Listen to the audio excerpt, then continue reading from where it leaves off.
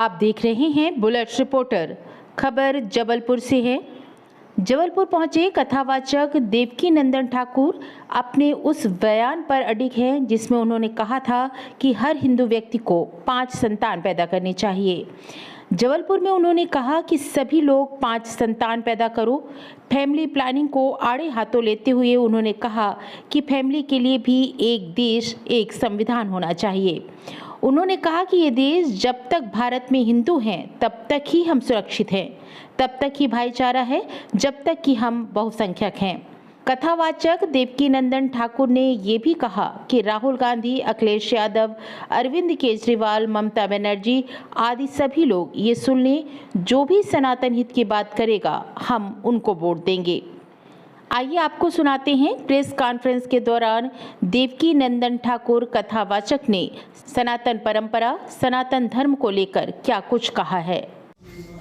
कौन सी दुनिया चल रही है फैमिली प्लानिंग में? हम ही चला लगा दोगे बस अकेले? हम अकेले फैमिली प्लानिंग में लग जाएं, दूसरे लोग फैमिली बढ़ाने में लग जाएं, फिर पता चले ना पाकिस्तान में सुरक्षित ना हिंदुस्तान में सुरक्षित। अच्छा झंझना पकड़ा दिया हमारे हाथ में फैमिली प्लानिंग का। हम तो कहते कानून ले आओ ना। बहुत अच्छा प्रश्न आपने किया है। ये दो मुही बातें कभी नहीं होनी चाहिए। एक देश एक संविधान होना चाहिए, एक देश एक संविधान। सबके लिए लाओ ना 2 बच्चे। अगर हमें एक पत्नी रखने का अधिकार है तो सबको एक पत्नी रखने का अधिकार दो, कानून बना। अगर हमारे 2 बच्चे होंगे तो सबके 2 बच्चे होने चाहिए ना। ये दोगलापन क्यों है? कौन कर रहा है दोगलापन? हमसे कह दिया 2 बच्चे 2 ही अच्छे, और दूसरी जगह कह दिया चच्चा बहुत सारा बच्चा। ये कैसे काम चलेगा? ये नहीं चलेगा। हमने ये नहीं करे, तुम करो 50 करो, लेकिन देश की देखभाल कौन करेगा? इस देश के संसाधनों का क्या? फॉर योर काइंड इन्फॉर्मेशन पत्रकार महोदय, मैंने जनसंख्या नियंत्रण पे कानून में याचिका दाखिल की हुई है। मैंने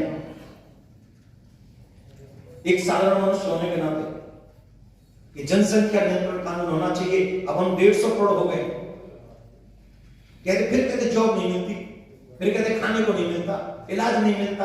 अरे भाई 4 बस अड्डों में 4 बस अड्डे और उसमें 4 करोड़ आदमी बैठा दोगे, क्या होगा? 4 गाड़ी 400 आदमी कैसे इन्वॉल्व करोगे, कैसे संभालोगे? तो इसके लिए जनसंख्या नियंत्रण कानून हो तो सबके लिए हो। अदरवाइज जब तक ये कानून नहीं आता तब तक सनातनियों से कहेंगे कम से कम 5 हो। अभी भी एक रिपोर्ट आई है जिसमें हम लोग 7 पॉइंट कुछ परसेंटेज घटे आजादी के बाद से।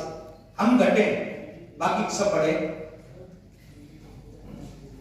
बाकी कोई नहीं घटा, बाकी इस स्पीड से बढ़े और हम लोग घट रहे हैं। लगभग 8% हम घट रहे हैं।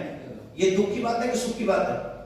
और एक बात ध्यान रखना, हम ये देश तभी तक सुरक्षित है, तभी तक भाईचारा सुरक्षित है, तभी तक संस्कार सुरक्षित है, जब तक हम और आप बहुसंख्या में। जिस दिन हम और आप बहुसंख्या में नहीं रहे, आपके हाथ में कलम नहीं होगी, मेरे हाथ में माइक नहीं होगा, ये कंफर्म है। पाकिस्तान में झांक लो, बांग्लादेश में देख लो, अपनी माँ बहन बेटी जो हिंदू हैं, जो सिख हैं, जो क्रिश्चियन हैं, जो बौद्ध हैं, सबको जाके चेक करो कि उनके साथ क्या हो रहा है। अपनी अगल बगल में कुछ हो रहा हो और उसके बाद भी आंखों पे पट्टी बांध के बैठे रहे तो उसे बुद्धिमत्ता नहीं, मूर्खता कहते। जिन लोगों ने आक्रमण किया था वो हमारे परवानीजन नहीं थे, वो बाहरी आक्रमणदाता थे, चोर थे, लुटेरे थे।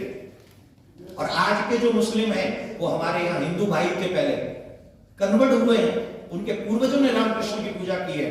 वो लड़ना नहीं चाहिए, बल्कि उनको न्याय करना चाहिए, कहना चाहिए हम रामकृष्ण के लिए ये समझौता अपने भाइयों के लिए करते हैं। ये है बात। और जो पार्टी कृष्ण भूमि बनाने में हमारा सहयोग करेगी हम उसका साथ देंगे। इसमें से एक बात को उन्होंने तुरंत स्वीकार करी, एक और बात की वेब सीरीज वाली। ठीक है नहीं? वेब सीरीज, ये वेब सीरीज हमारे समाज का हित कर रही है, अनेक कर रही है। कैसी कैसी बुरी चीजें आ रही। तो 67 प्लेटफॉर्म्स सरकार ने बंद किए अभी कुछ समय पूर्व, और आप सब पत्रकार बंधु जानते हैं। तो उन्होंने इसको स्वीकार किया, इसके लिए धन्यवाद के पात्र हैं।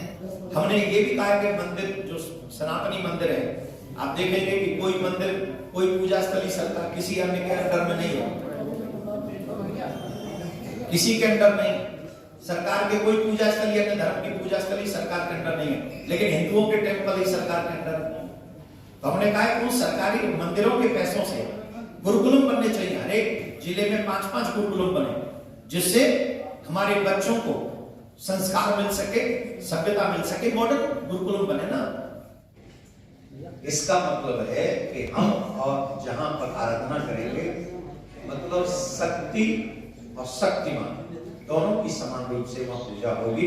तो ये एक ऐसा यज्ञ भी वहां पर किया जा रहा है, आराधना प्रार्थना की जाएगी। और यज्ञ कैसा भी आप करेंगे, भगवान शिव के नाम का करिए, नारायण के नाम का करिए, राम जी के नाम का करिए, कृष्ण जी के नाम का करिए। इन यज्ञों के करने से देवताओं को आहुति दी जाती है, और इन देवताओं को जब आहुति मिलती है तो देवता प्रसन्न होते हैं, और देवता प्रसन्न होते हैं तो क्या होता है, समय पे वृष्टि होती है।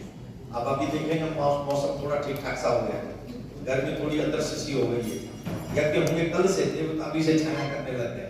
तो देवताओं को ये हमारे शुरू से होता है, अगर यज्ञ करेंगे तो देवता बलिष्ठ होंगे, देवता बलिष्ठ हुए तो प्रकृति बलिष्ठ होगी, प्रकृति बलिष्ठ हुई तो आप और हम हष्ट-पुष्ट होंगे, बीमारियां नहीं लगेंगी, हमें अन्न मिलेगा अच्छा खाने को, फल मिलेंगे, फ्रूट्स मिलेंगे, सब्जी मिलेगी, अच्छे खाने को मिलेगा तो बीमार नहीं पड़ेगा, पशुओं को तृण मिलेगा। ये सब यज्ञ से प्राप्त होता है। जब यज्ञ होता है तो चींटियों को मिलता है। देखो सबसे छोटी चींटी, यज्ञ जब होते हैं, कथा जब होती है, बहुत से लोग कहते हैं कथावाचक लूट के ले जाते हैं सारे। रिक्शे वाले जो लोगों को लाते हैं वो कौन किसको लूटते हैं? कथा में रिक्शे वाले लाते हैं कि नहीं लोगों को? फल वाले फल बेचते हैं कि नहीं, किसको मिलते हैं? जब एक यज्ञ कहीं होता है तो पूरा समाज, पूरा शहर जुड़ता है, और पूरे शहर में उसका फल किसी न किसी रूप में सबको मिलता है जो उसमें इन्वॉल्व होते हैं। दुकान वाले से अनाज आता है, या की सामग्री आती है, लकड़ियां भी आती हैं, सब्दा भी आती है, घी भी आता है, बहुत सारी चीजें यज्ञ के होने से जुड़ती हैं। तो यही सनातन है, जो एक यज्ञ होता है और पूरे समाज को जोड़ देता है। सत्ता में आए, अब अगर कहीं धोखे से अभी चुनाव चल रहा है और विपक्ष आ गया तो क्या लग रहा है, मतलब का केस सॉल्व होगा? देखिए, हम एज ए धर्मगुरु आपसे पत्रकार वार्ता कर रहे हैं, राजनेता तो है। हमने 25 फरवरी 2024 में अभी दिल्ली में सनातन संत संसद की, जिसमें जगत गुरु शंकराचार्य भगवान उस सभा को संबोधित कर चुके हैं, और देश के बड़े बड़े संतों ने उस सभा को संबोधित किया। उस सभा में एक बात कही गई, राम हमारी अस्मिता है, राम हमारी पहचान है, राम हमारी आत्मा। तो 2024 का वोट हम राम के नाम पर ही देंगे। क्यों? क्योंकि 500 वर्ष का कलंक उन्होंने हमारे माथे से धो दिया, और उन्होंने राम मंदिर बनवा कर दिया। तो ये मेरी पहचान। सभी संतों ने कहा, मैंने भी कहा 2024 की वोट तो हम सरकार को देंगे जो वर्तमान में है। अब लोग कहेंगे कि महाराज लोग तो बीजेपी के, एक पार्टी के। बिल्कुल भी नहीं, हम क्यों पार्टी के, हम तो धर्म के। अब प्रश्न उठता है तो हम कैसे मान लें? तो हम आपके सभी चैनलों के पत्रों का के माध्यम से एक बात कह रहे हैं, आदरणीय राहुल गांधी जी, आदरणीय अखिलेश यादव जी, तेज प्रताप यादव जी, और विपक्ष के नेताओं का नाम गिनवाओ जरा दो चार।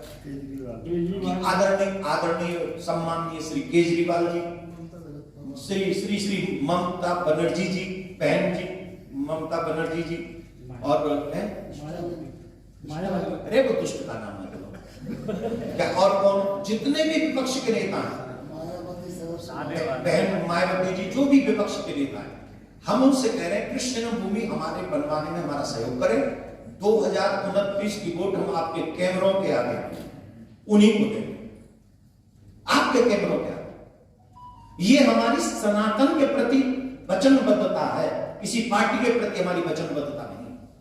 जो सनातन हित की बात करेगा हम तो उसी की बात करेंगे, जो हमें मिटाने की बात करे, जो हमारे सनातन को कोरोना बोले, जो हमारे सनातन को एड्स बोले, जो हमारे सनातन को उल्टा सीधा गाली दे, राम को काल्पनिक कहे, और हम उसको वोट दे दें, फिर हमारी पूजा बेकार है, तिलक बेकार है, तुलसी बेकार है, हमारी आराधना बेकार है, रामायण गीता सब बेकार हो जाएगा, फिर हमारा जीवन बेकार हो जाएगा। बुलेट रिपोर्टर के लिए ब्यूरो रिपोर्ट, जबलपुर। नए वीडियोस एवं ताज़ी खबरें मिलती रहें, इसके लिए हमारे चैनल को लाइक, शेयर और सब्सक्राइब करना ना भूलें।